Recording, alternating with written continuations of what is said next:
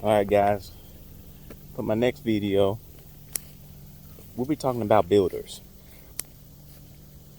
And we'll be talking about the difference between cost plus and what builders really want you to know. So let's talk about it. A lot of you guys, when you're looking at a custom home, a lot of you guys are like, well, I really don't want to do all that work. I don't want to pick everything. I'd rather just give me a couple options. It's easier and be done with it. Well, that works for some people. But you have to realize the money that you're giving up when you do that. So let's understand what a true cost plus is. Cost plus means that you control the cost of their home. And most builders will say 15% of the total cost is what is going to be my fee. So think about it. If the builder is getting 15% of what your overall price is, are they really trying to save you money? Or are they trying to inflate as they go? Exactly. They're trying to inflate as they go. So when you're interviewing for a builder and you're trying to get a builder, you've got your plan, you've got your lot, you know everything that you need to do. You're ready just to go. You've merged lots, you've done everything. I mean, you've got all the paperwork you need for them to just go out there and start like now. What's important to you? Because you can go to one of your establishing neighborhoods that's putting up 200 homes, and you can go in their home office and they can give you these three options. Do you want red, blue, or green? Do you want carpet? Or if you want wood, it's going to be a upgrade. Let's think about that for a minute. Is that really saving you the money?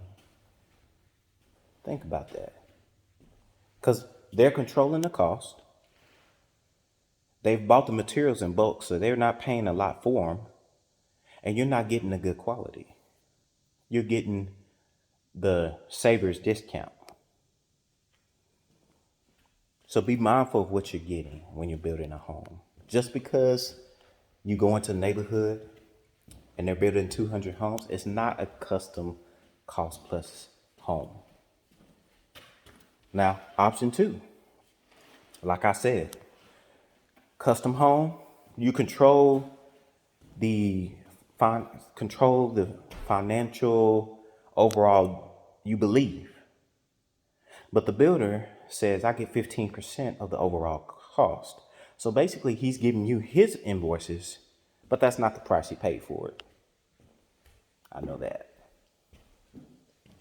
It's not the price he paid for it. So if he's putting his inflation and he's not telling you his builder price on what he's getting for the materials, he might say, hey, granted, pick out a level 3. How much is that? That's in my price. Well, what's in your price? What's the budget? Line by line. Give me a line by line budget. But they don't do that. Okay? So, I want to talk about negotiating with a builder where you control 100% of the cost. So, what we decided to do, we looked and looked and we wanted to build this home, but we want to control the finances all the way. So, what I decided to do is go up front with a flat fee, call it a supervisor's fee. So I came to my builder and said, hey, I'll give you $40,000 flat fee. If you would build my home, I would look, you give me subs, I will shop for granite, I will shop for floors, all the things that cost besides the big main things like framing and things of that nature. I would do the legwork as long, as I can get the control, the cost 100%, and there's no markup. Well, he agreed. So for example, you say it's an upgrade for wood flooring, but I was able to find a deal on flooring and get it at a price that they would have quoted you for carpet. So I was able to save on that. I was able to save on my windows. I was able to save on my granite. I was able to shop around on my cabinets. I've got Maplewood cabinets that were custom built. Most people would pay $40,000. For my home, I only paid $17,000. So understanding that you can negotiate and it's better to do a flat rate for the builder. That way, there's no incentive for him to make any money because he's not going to. He's got a flat rate. I do the legwork. I find the deals. Shower flooring, we got a deal. Everything we got a deal. We was able to pass our savings on every line. So what that means is at the end of your build, you've got positive equity. But the key is finding a builder that's honest and willing to go that route. I just explained to you that none of those options before benefit you in any type of way. But that's all we know. But I'm giving you the knowledge to say, okay, if I come up with a flat rate, 40,000 or 30,000 on a smaller home, my house is pretty big. So I said 40,000. Well, that means I control the cost. Now, when I do that, that means like inflation.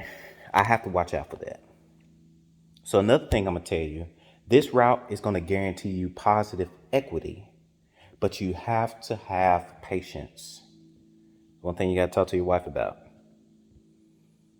You have to have patience because you can take advantage of everything as long as you're patient. Last year, when the inflation of the lumber went, our builder was like, what do you want to do? We can wait a couple weeks. We think it's going to take a dip, or we can get it now. I think when he was talking about that, the prices were like $9.43 per thousand. Well, we waited 2 weeks and they dropped all the way from 9 to 4, that small window. And that's when we bought all the lumber that we needed. So the patience allowed me to, save money.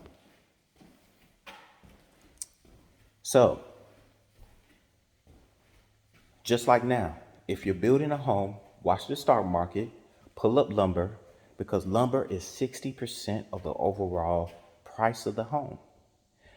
$436 to $575 per thousand is what you want to stay into. Anything higher than that is going to be a $20,000 more cost on your home. And every 100 that it goes up, add $10,000 to that. So people that were building when it was like $70,000 increase on a home. That's why you see the price inflation. But it's smart to wait. Be patient when you're doing a true cost. And it might take you 18 months. It might take you 16 months when you're doing this process. But at the end, you're looking to have at least $100,000 in positive equity at minimum. At minimum. So this is my other video. Guys, stay tuned for my next video where I talk about the savings, where I start showing you in detail, how much stuff costs so you can be better prepared for building your home. I hope this video helps you. Subscribe and let me know if you agree. If you've done this method, let me know what you can do. Another method, building a home yourself, but you got to have the contacts too. I want to throw that in there as well, because I know some people have done their own general contracting, but having the resources and networking, that's always a plus too. So, all right, I'm signing off.